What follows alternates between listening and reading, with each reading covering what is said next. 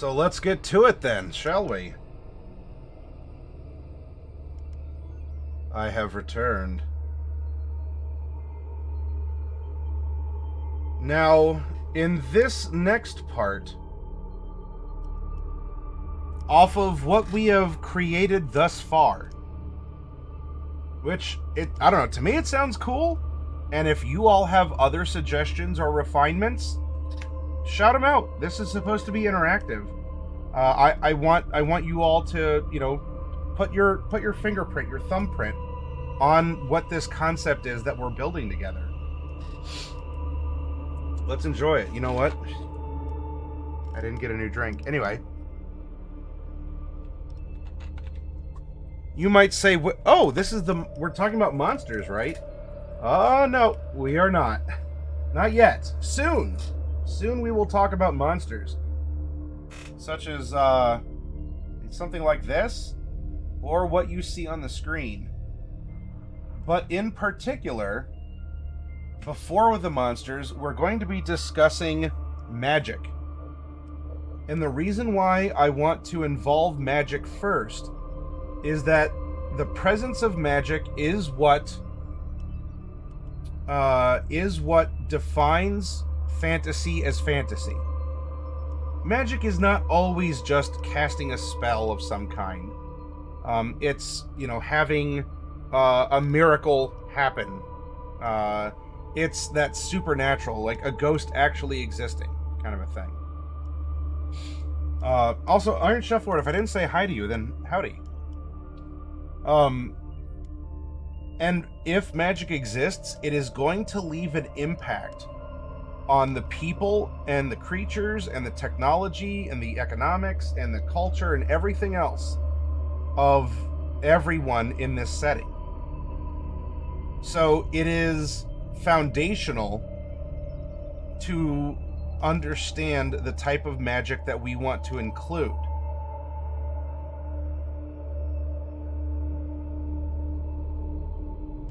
Because just like the desert setting with the mountain, those are important for us to keep in mind, because we need to describe them, their importance. They need to be places to go or to avoid. Magic, as it will flow over, through, around everything, it will affect things, tangible and or intangible. It needs to be a natural force, just like the desert winds or the aquifers, or the aqueducts.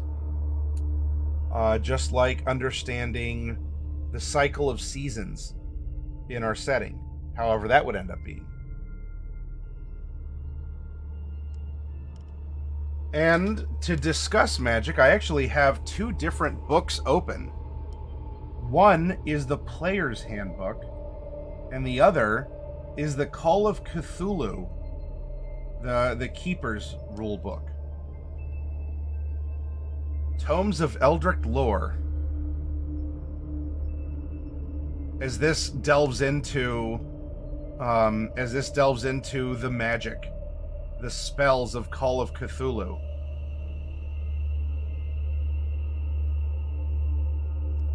And as we see here, we are in the rules of magic for D&D, which is serving as the inspiration for our fantasy. So by understanding the structure of Dungeons and Dragons, we're springboarding off of that, and we are then going to create not a module to play through. It could be made into one, but I want to focus on the narrative, on what we need to know to describe scenes with our words, the sights, the sounds, the smells, having an understanding of this escapist, entertaining, grimdark fantasy world that we're creating. And let's delve into it. Now, I am going to put Call of Cthulhu... I mean, we could go back and reference it. Nothing saying that we can't you know, that we can't look at a spell in one system and interpret it through another. But even within Dungeons and Dragons, because let's swap out one book for another. Even within Dungeons and Dragons, we have other considerations for playing the game outside of the standard rules as presented in the player's handbook. Well, I don't need the list of spells specifically here, but we will get to it.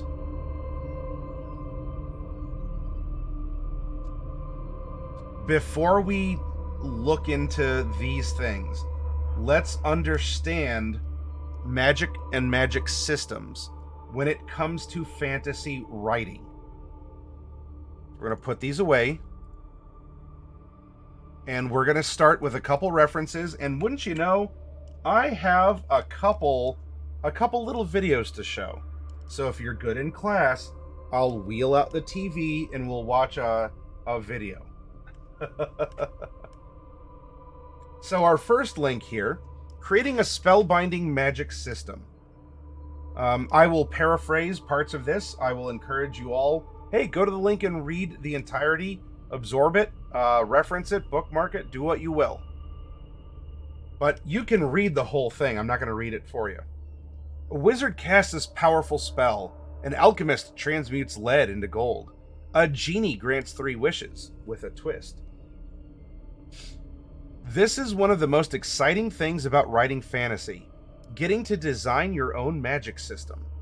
If you're new to the genre, it's easy to fall back on tropes you've seen before. As a quick example, just think how many movies and books reuse the same theme of elemental magic: fire, water, earth, and air. There's nothing wrong with using classic tropes, but if you want to stand out in the crowded world of fantasy, you'll need to learn how to use them in an innovative and unique way. This article will help you write a magic system for your fictional world that your readers will remember long after they've turned the last page. This has been quantified much more recently in the field of fantasy writing here. A Sandersonian take on magic. Hard magic systems and soft magic systems. I'm Espada, you remember when they would wheel out the TVs in school? Iron Chef says, got done early tonight. Our DM got upset at me for killing his mob boss. I was trying to force my party to do some missions for him with nothing to gain for us. And my character is the heir to the throne. Yeah, so it required some post-game negotiation or clarification of things, Iron Chef. So you might see this brought up more often here recently. Before you build your magic system, you'll need to decide what kind of system you need to create for your story, because different magic serves different purposes. There are 2 types of magic systems: hard magic systems and soft magic systems. These terms, originally coined by Brandon Sanderson, it's some rando, who's ever heard of Brandon Sanderson, are widely used by fantasy fiction writers today. In general, hard magic should solve problems for your protagonists, while soft magic should cause problems for your protagonists. Let's take a closer look at what these terms mean. What is a hard magic system?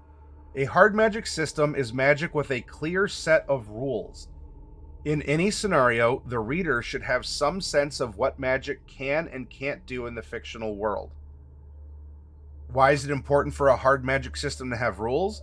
Well, your protagonists will use magic to solve some of their problems, and there's nothing less exciting than a story where the protagonists can escape from any danger just by wishing it away.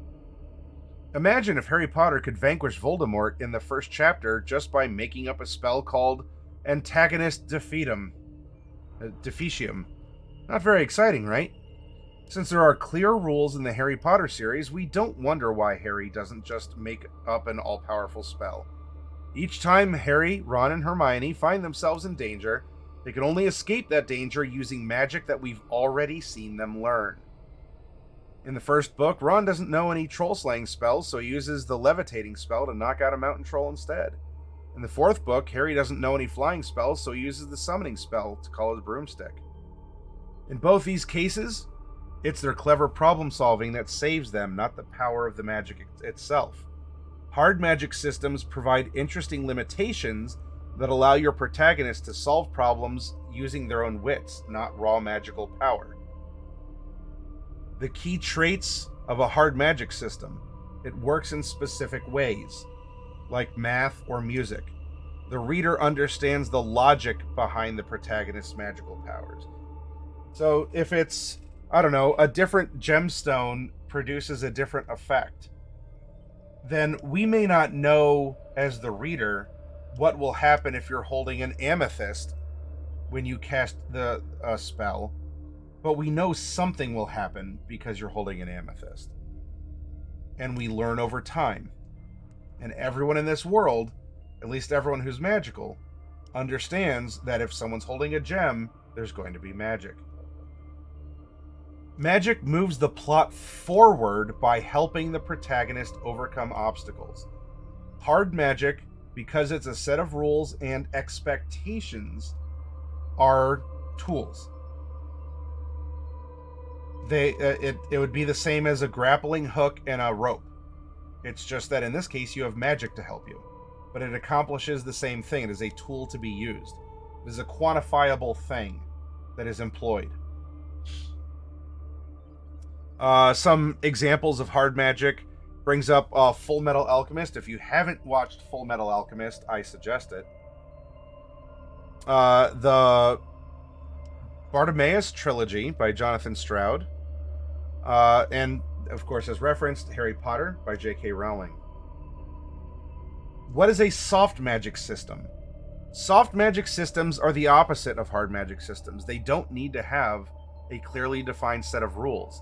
As the reader, you may never truly understand what can and can't be accomplished with magic, but that's okay. You don't feel you need to in order to enjoy the story. Soft magic is vague, undefined, and enigmatic. The purpose of soft magic is simply to create a feeling of adventure and wonder. As a general rule, antagonists can use soft magic to solve problems, even though protagonists should only use hard magic.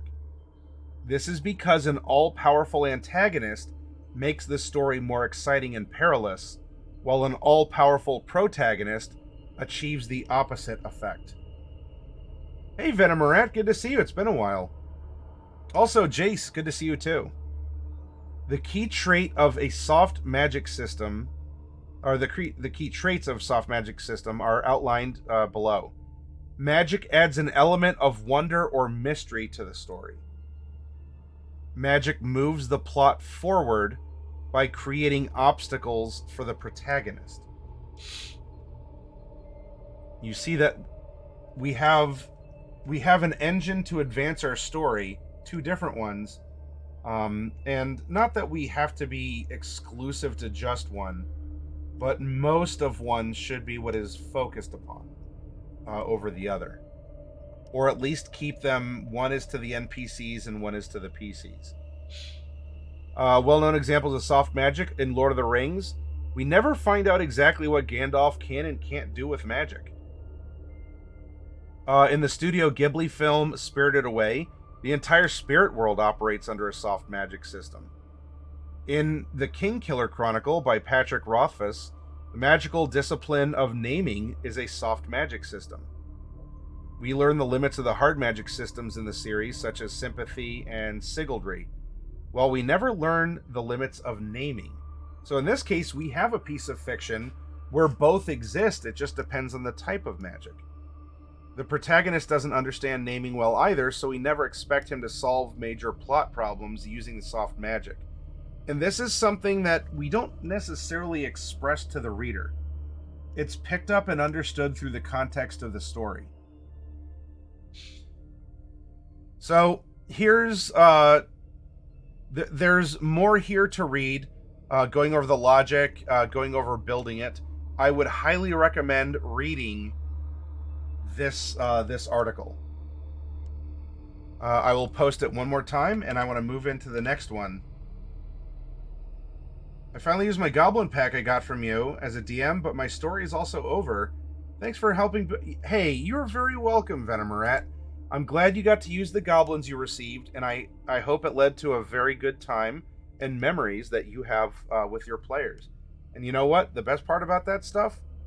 You might put it away for a while, but adventure calls again, and wouldn't you know, you have a group of goblins that are ready to help the adventurers along in that story. Now, if we come over to Campfire, this is a writing program, hashtag not sponsored, but Campfire is a writing program here. This has a series of different branches or types of magic. Not just talking about hard or soft, because any of these can fall into those categories. But this article is breaking down magic into a few different kinds. Nature-based. Water, earth, fire, air, and everything in between. Divination, you see beyond sight and peer through time and space. Conjuring magic, move objects through space over any distance. Psychic magic, master the world of the mind. Life and death magic. Animal or creature exclusive magic. Magitech systems. Eclectic magic. Or uncommon magic systems.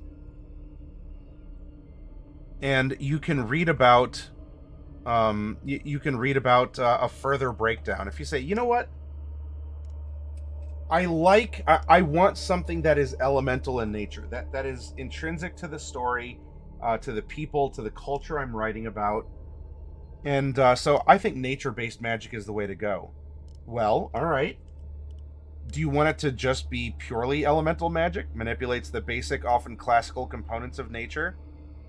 Pokemon falls in this, by the way. Typically, this is air, earth, fire, water, and sometimes wood. In the Eastern cycle, it's metal as well. And in Legend of the Five Rings, it's void is the fifth. But you get the idea. Expanded for other elements like metal. Examples abound, but the most notable may be found in Avatar: The Last Airbender. Floromancy or mycomancy, plant and fungus manipulation. Alchemy falls in this category. Weather magic as well. And with this resource, you can go down and at least understand concepts. Now, you may not agree that's the name of it, or that's how it exclusively focuses, and that's fine.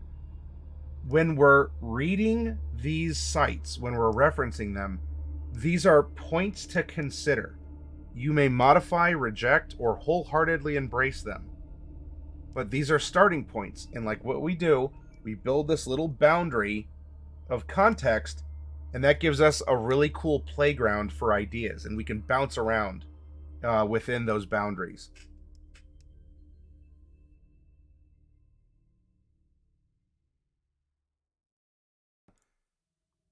So read through it, because these are different types, and in this case, we might well go, well, the blood magic seemed really cool. How might we define that using this? Is it life and death magic? Would it actually be more like a conjuring?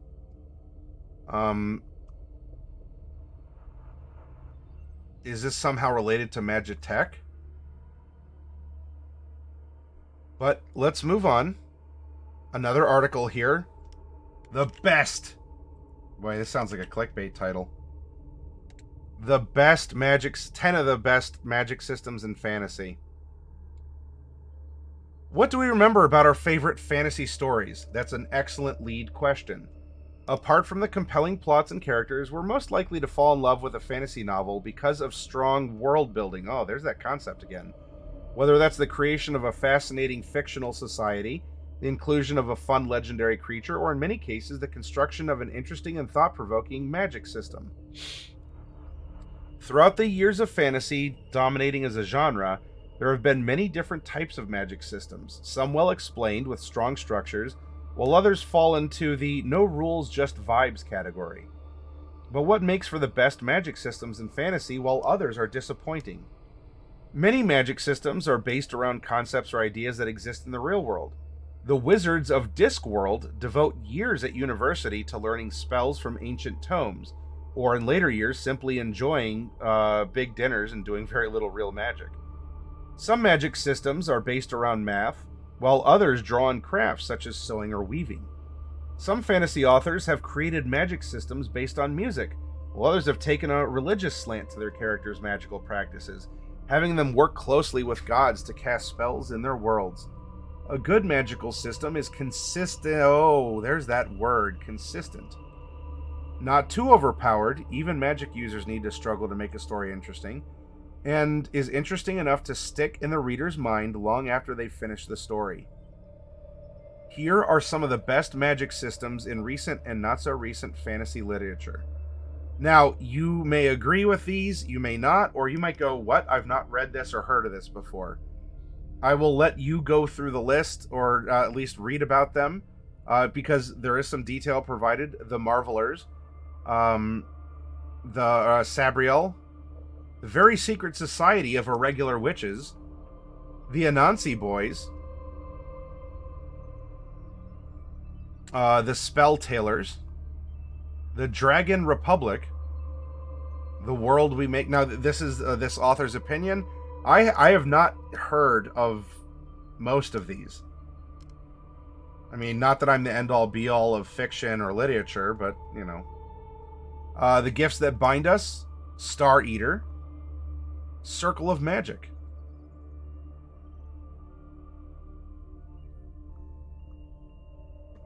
So, points of reference, read about the titles if they interest you, maybe even get the book. You know, support the authors and get some interesting ideas.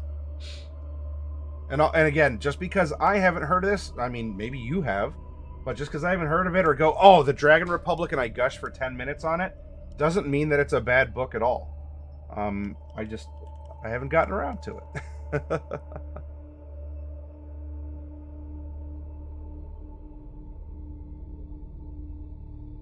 We saw this last night, and I put in the placeholder that it does also discuss world building in a fantasy world and the magic specific part of it. With magic systems, you have some more flexibility.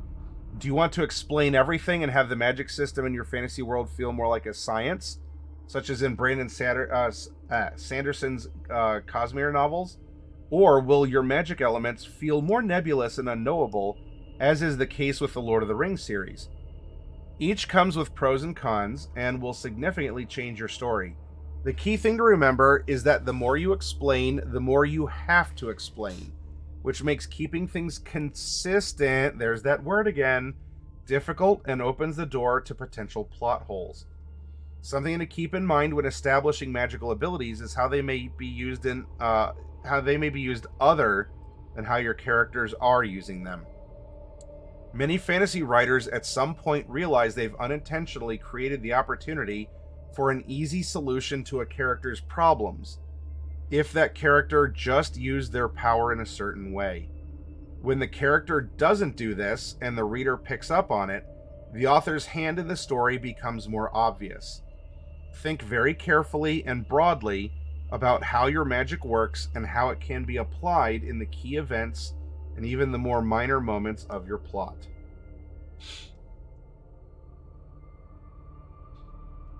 There's more tips here we can keep referencing back. I just wanted to touch on this one. Of course, we come over to TV tropes, which has the very good, direct but tongue-in-cheek humor about these are great prompts. Where does your magic come from? Does it come from the gods? Is it life energy? Is it everywhere? Is it of a parallel world that you draw in? Who can do your magic? The chosen ones, supernatural entities, mage subspecies, spontaneously magical. If it helps for any of you who write, if you use this as a reference, you can always come up with the cool name after the fact.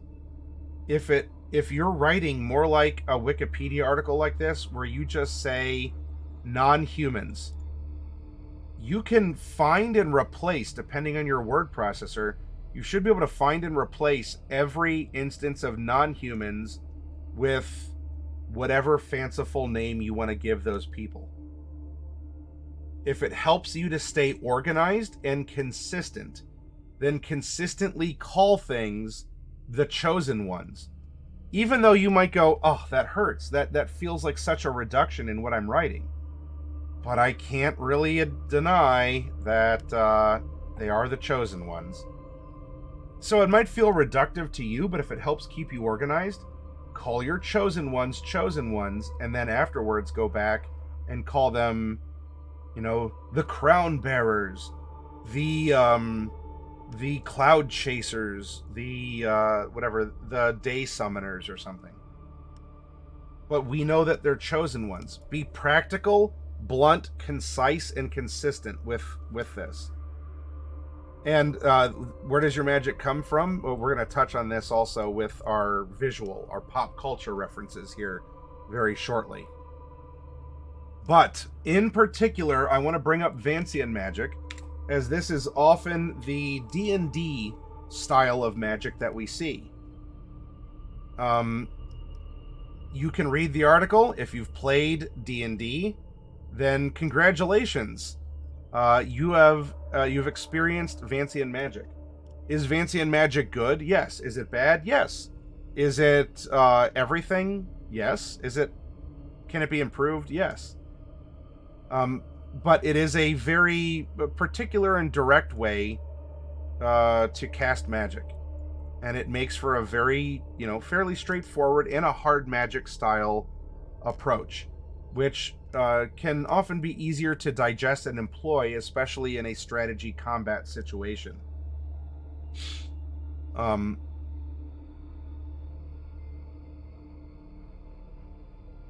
The name comes from the late Jack Vance, writer of exotic science fiction and fantasy.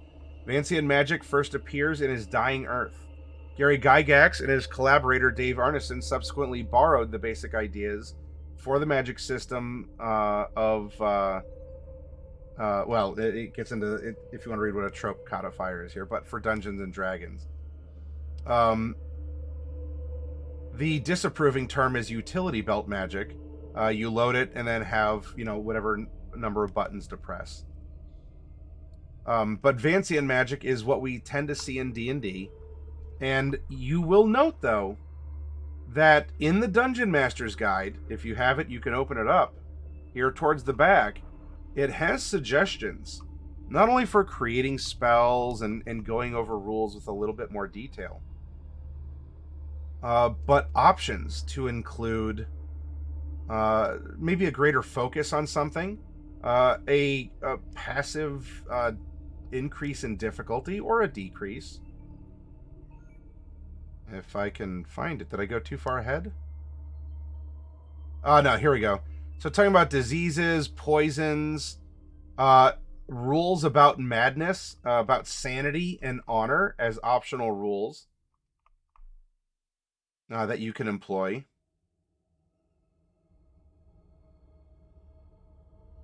Hero points. There's the sanity saving throws. I'm sorry, I was still a little bit further ahead. Fear and horror to be quantifiable things. Now we come back to Call of Cthulhu, and Call of Cthulhu, of course, has sanity. It's its own chapter. This is a big part of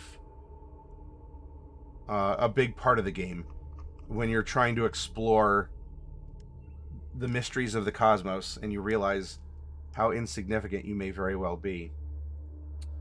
Alternate rules for healing, and now what do we get down to? Alternate rules. Alternate rules for healing can come into play, as well as resting to get your spell slots back. Epic heroism or gritty realism. About how long do you want your long or short rests as well. So go through And like super towards the end, I'm trying to talk while finding it, and that's creating a monster, creating spells, creating custom races, magic items, substituting class features. All right, variant for spell points. And if you want to move away from the by the player's handbook anyway, rules of magic, here is something else that you can bring up. Is this variant to play by? Or if we're drawing inspiration from D&D,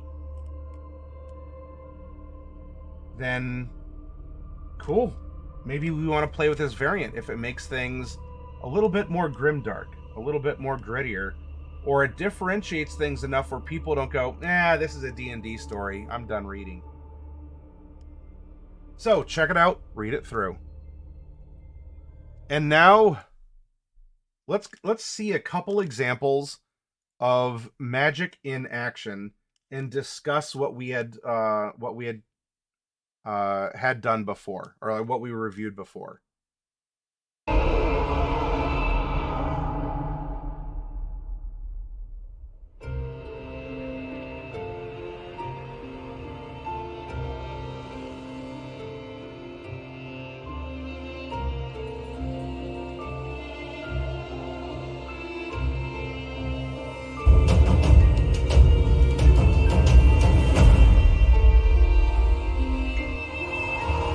Welcome, Raiders!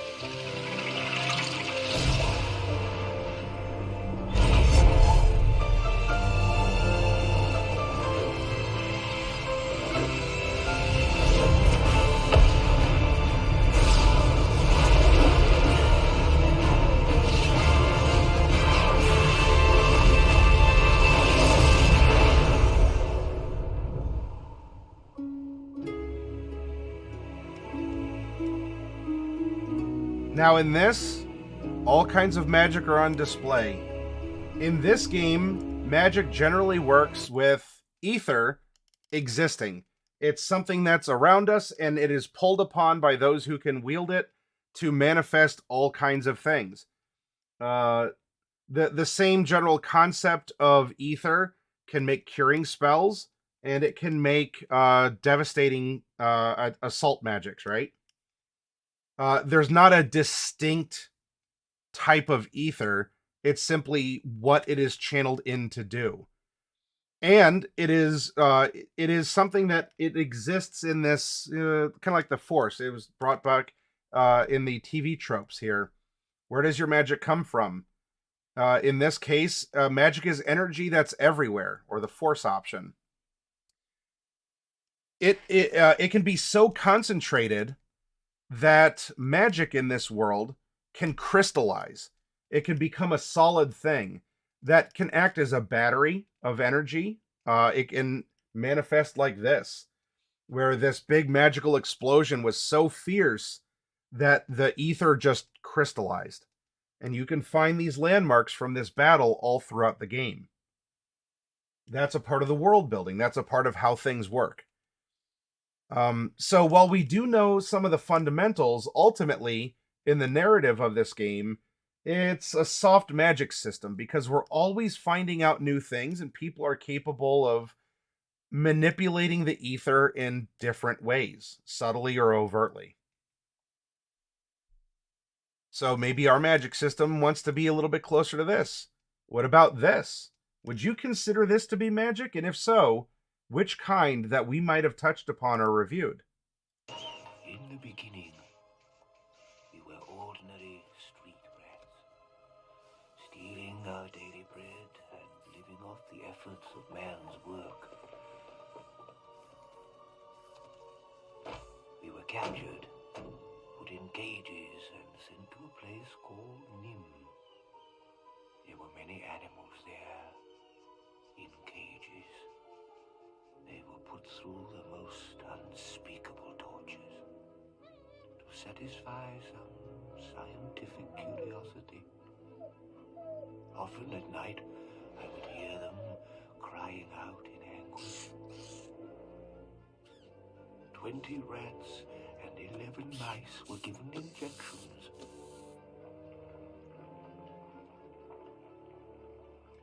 Our world began changing.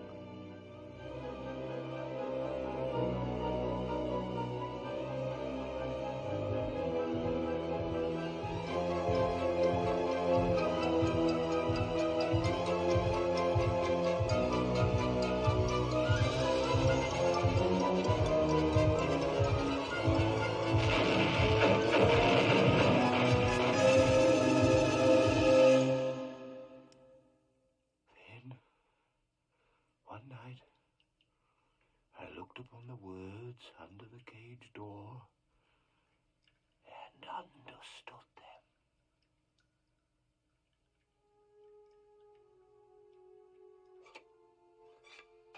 We had become intelligent. We could read. The miracle was kept secret from the scientists. And in the quiet of the night, we escaped through the ventilation system. The mice were blown away.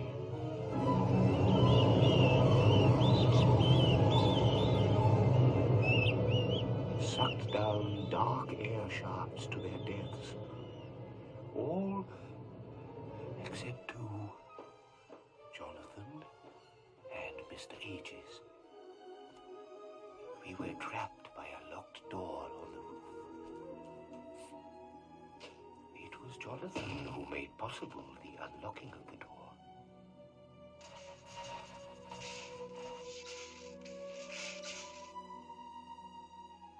I have a gift. Come, Jonathan meant it for you. Oh, it's so beautiful.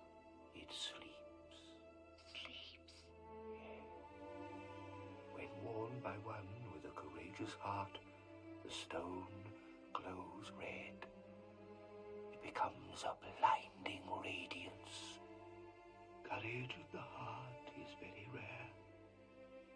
The stone has a power when it's there. Look, an inscription. You can unlock any door if you only have the key. Oh, thank you. I will treasure it always. Jonathan couldn't tell you about Nim because the injections slowed the aging process. You see, you would have grown old while he remained young. Nicodemus, the boats are ready and waiting. We can leave any time. Good. My child, shall we journey to your home? Sir? Tonight, we must move your house to the protected side of the stone. The Lady of the Stone. Yes.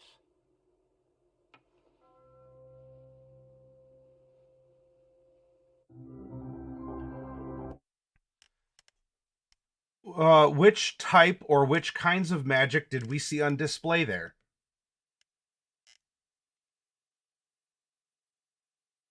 from the things that we reviewed? Anyone want to call out? What did you see? There's probably several different kinds. So there's not exactly a wrong answer. But we did see magic in The Secret of Nim.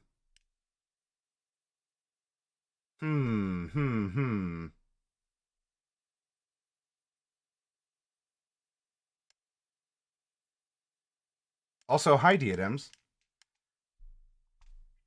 And to the Raiders from Down to Die RP down in Australia, hello. Sorry, I cut the alert box short because we were in the middle of a clip and I wanted to make sure that we could get through it. I hope that you had a very good time. Oh, Chad is shy tonight. May I suggest alchemy? Alchemy was, let's see. How was that defined? Alchemy did fall under... Oh, you know what? That could even be a type of animal or creature exclusive magic. Only this was to those who received the alchemical treatment, the rats and the mice, because they passed on the gift. That's why Mrs. Frisbee was able to be able to speak, even though only the 2 mice had escaped, right? Did we see some psychic magic?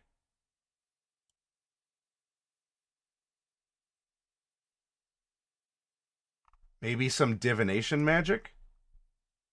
But nature-based? Probably here with alchemy. All right, let's look at another type of magic, if you're ready.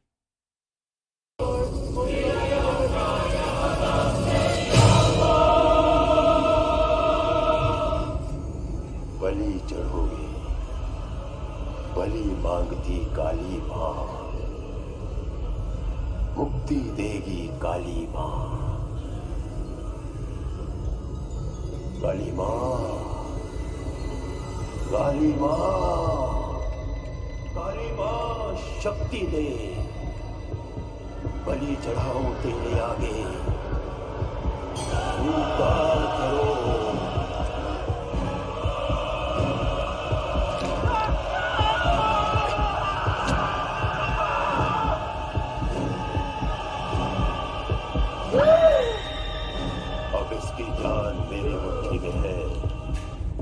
अब इसकी जान मेरी मुट्ठी में है अब इसकी जान मेरी मुट्ठी में है अब इसकी जान मेरी मुट्ठी में है Still alive. Om Nam Shiva, Om Nam Shiva, Om Nam Shiva, Om Nam Shiva, Om Nam Shiva, Om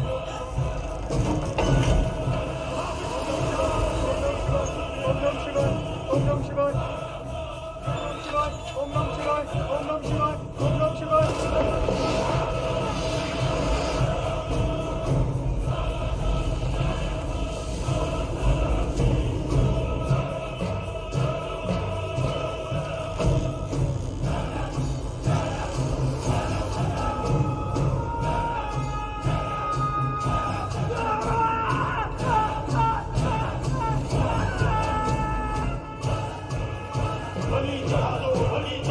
बलि चढ़ा दो बलि चढ़ा दो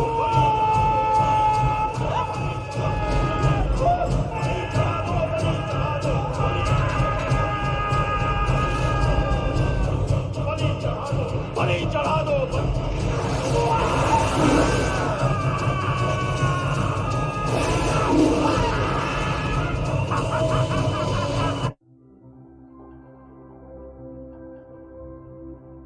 Aha! Kalima. Death Cleric Magic. Scary Magic. That's the type, says Estwild. Also, hi, Estwild. Necromancy. Yeah, let's go. Let's take a look. Probably not nature-based. Maybe not divination. Ah, necromancy was brought up. Life and death magic. More commonly called necromancy, these systems harness life forces to restore, ravage, and reanimate living and formerly living beings. Oh yes, necromancy is more than just zombie armies and skeletal motifs. And remember, and blood magic, by the way, is here too that we had brought up. So necromancy, blood magic, other things of similar nature. Now there might also be the cleric was brought up, so some sort of a divine source, that Kalima is the one who is able to heal the wound and keep the heart beating and take the sacrifice, and that the powers and blessings and curses flow from Kalima. And that was magic comes from the gods.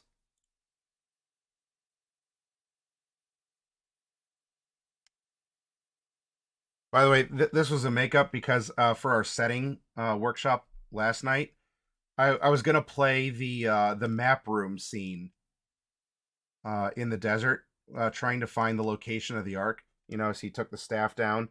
I was gonna play that, but we were running low on time, so there's some Indiana Jones for you all regarding magic. Now, what about this?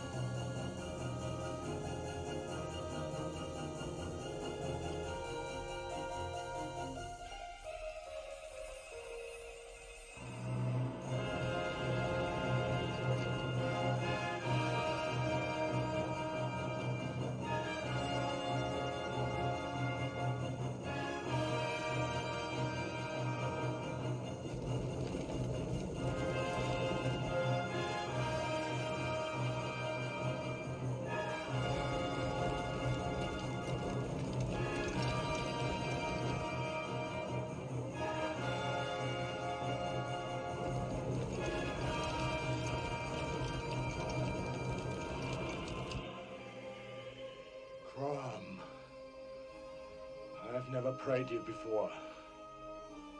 I have no tongue for it. No one, not even you, will remember if we were good men or bad. Why we fought or why we died. No. All that matters is that two stood against many. That's what's important. Valor pleases you, Crom. So grant me one request. Grant me revenge. And if you do not listen, then the hell with you.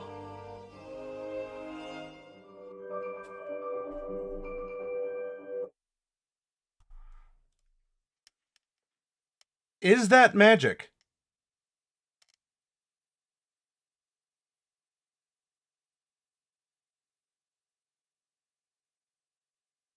Estwild says there is magic in this world, but none in this scene, in my opinion. Okay.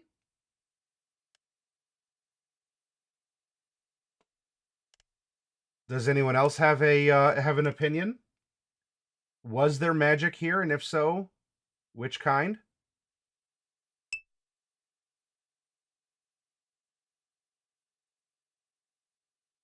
Tony says, here's a question. Is the prayer to Jubu in the movie Major League magic?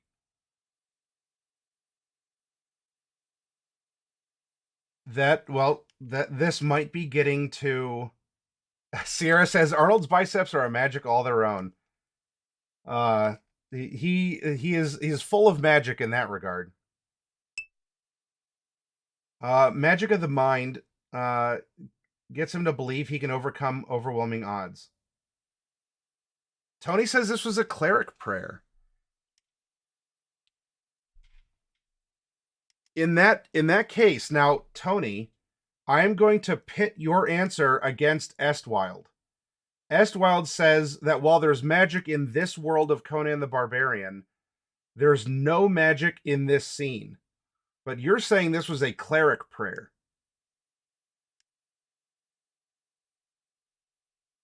Demon Quiller says gaining favor from his god might be why Valeria helps him.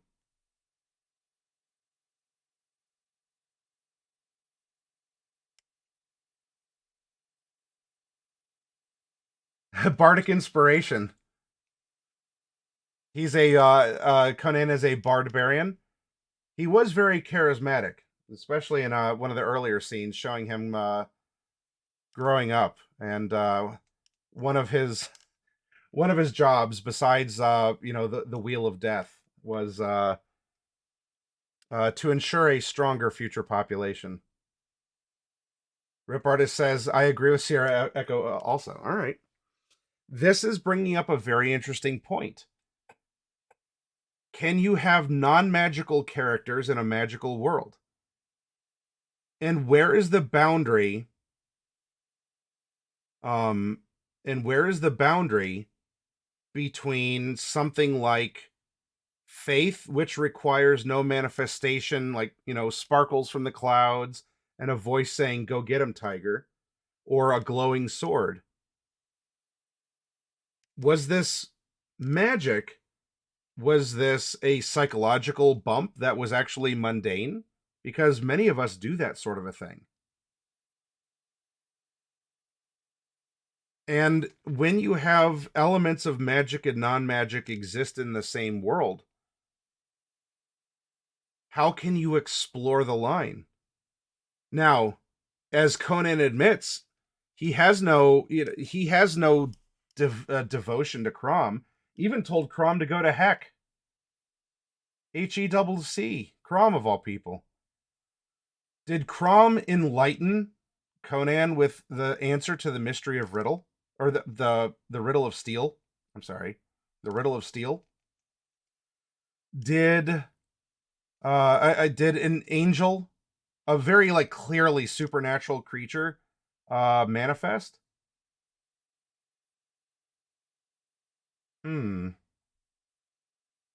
Estwald says this was out of character for Conan. I don't mean that was bad.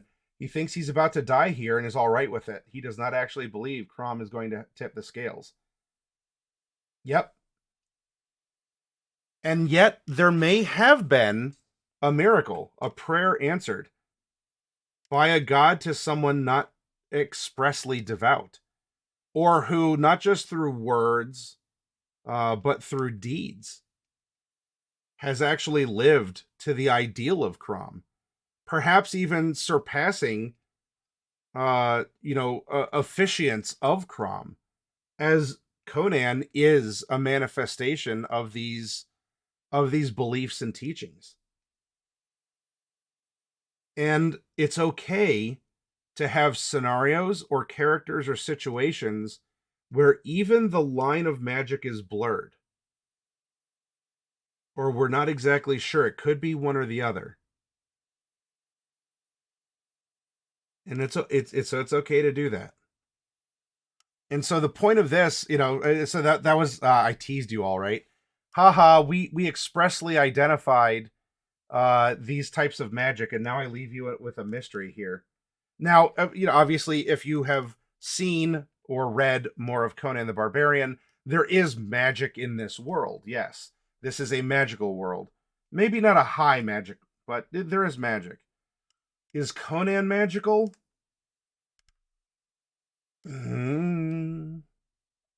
Not overtly. Maybe by his nature.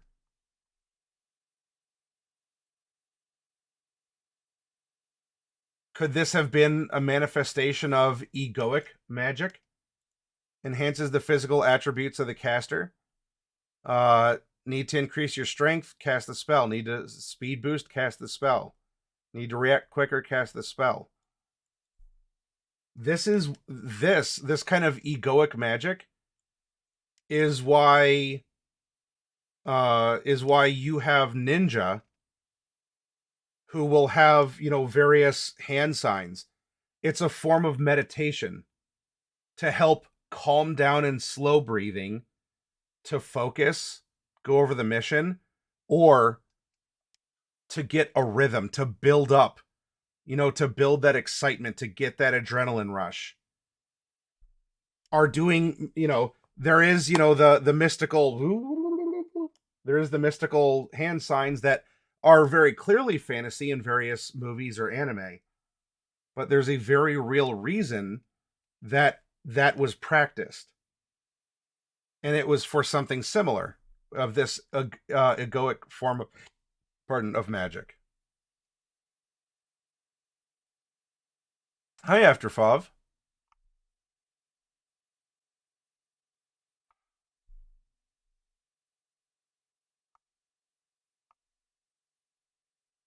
So, a lot here to think about, and I hope that you've enjoyed this, because I will want to talk to you all to develop the type of magic that we are going to implement in our grimdark fantasy world that exists in a desert with a mountain as the other primary biome, with the features of that terrain that we developed in the map as we came up with more story ideas as well.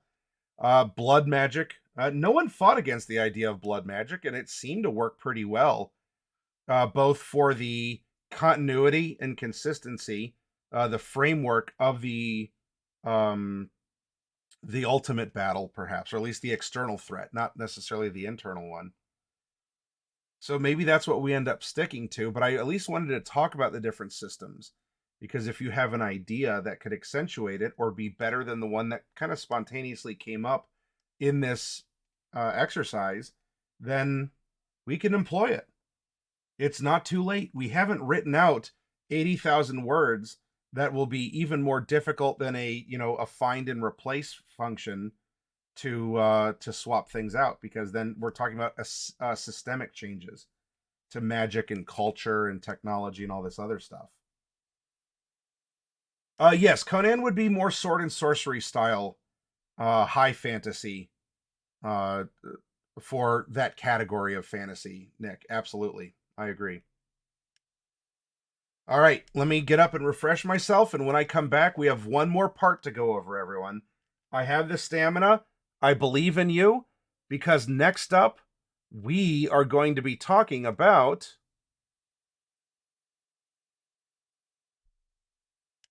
the ecology of monsters, and perhaps the types of monsters we want to include or exclude from this fantasy world we're creating. So hold on tight. Let me go do what I gotta do. I'll be right back, and we're gonna talk monsters next, everyone. I also have a couple videos queued up for that too, so we'll have fun with it, I promise.